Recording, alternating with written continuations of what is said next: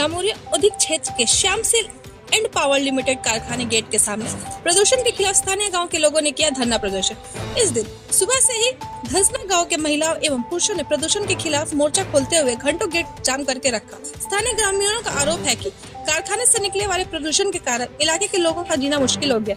इस घटना के संबंध में गांव के महिलाओं ने कहा कि कारखाने निकलने वाले प्रदूषण की वजह से लोगों के साथ संबंधी रोग हो रहे हैं सहित तरह तरह की बीमारियां उत्पन्न हो रही है। प्रबंधन ने इस बारे में बहुत बार गुहार लगाई गई, लेकिन प्रबंधन ने इस पर कोई ध्यान नहीं दिया। इस वजह से आज ग्रामीणों ने मिलकर एकजुट होकर प्रदर्शन करना पड़ा। इस संबंध में एक स्थानीय निवासी विश्वनाथ मुखर्जी ने कहा कि कारखाने से होने वाले प्रदूषण की वजह से लोगों को काफी परेशानियां हो रही है। इससे पहले भी कई बार ग्रामीणों ने कारखाना प्रबंधन से कहा कि लेकिन कोई फायदा नहीं हुआ, इसलिए आज गांव के लोगों ने प्रदर्शन किया। उन्होंने कहा कि गांव की महिलाओं ने वीडियो कॉन्फ्रेंसिंग के जरिए मालिक पक्ष के बात की। कल दोपहर में प्रबंधक के अधिकारी और मालिक पक्ष की तरफ से गांव वालों के साथ बैठकर बातचीत की जाएगी। उन्होंने कहा कि गांव वालों की सिर्फ इतना ही मांग है कि प्रदूषण बंद कर दिया जाए, फिर उन्हें पुनर्वास दिया जाए और अगर पुनर्वास दिया जाता है तो उसी प्रक्रिया के अगले हफ्ते से शुरू की जाएगी। आगे की अपडेट्स के लिए बने रहे हमारे साथ। ब्यूरो रिपोर्ट, न्यूज गुरु, आसनसोल। কিছু না, কিন্তু ম্যানেজমেন্টের মালিককে অনেককে জানানো হয়েছে, এরকম জানে না।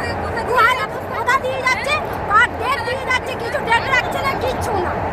তো আমরা চাইছি যে আমাদের গ্রাম যেমন সুরক্ষিত হয়, খালি বন্ধটা হয়, কথা দিয়ে যাচ্ছে, ডেট দিয়ে যাচ্ছে, আর কিছু করছে না। এখন কি বার্তা হয়েছে?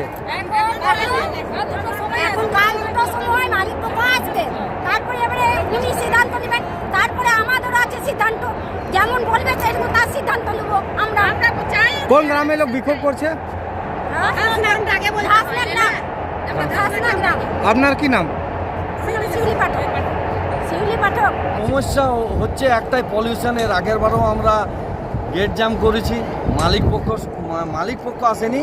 আমাদের মোটামুটি আপনার প্ল্যান ম্যানেজমেন্ট আমাদের কথা দিয়েছিল যে 1-1.5 মাসের মধ্যে আমরা মোটামুটি একটা জায়গা নিয়ে আসবো, কিন্তু বারংবার দেখছি বাড়ছে।